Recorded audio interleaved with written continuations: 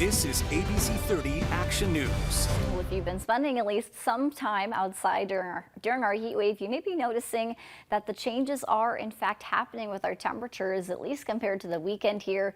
We are now at least about 6 degrees cooler compared to how we ended things on Sunday. So although we are still very hot out, the changes from yesterday, we did see about 108 for a high in Fresno, 104 in Merced. That's definitely an improvement there. And then 108 in Hanford. So still talking triple digits, but the changes are happening. They're just going to be very, very subtle here as we get closer to the weekend.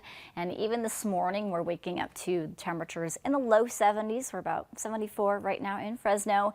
Dew points in the low 60s make it feel maybe a little bit more muggy out, but nothing too uncomfortable.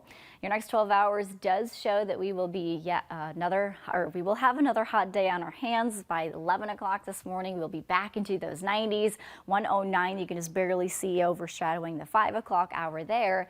That is your high temperature for today in Fresno. This heat wave, it's just been sitting and sitting, and as the heat really sits, and we've been seeing it peak over the weekend, it can be very tough to push it out of the way unless we have something strong enough to move it.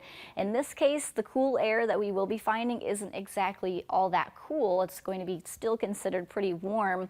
So again, it will be a subtle change, but at least it will be something that we can at least look forward to as we go into early next week. So let's take a peek at the weekend, because we are still tracking excessive heat, especially through Saturday.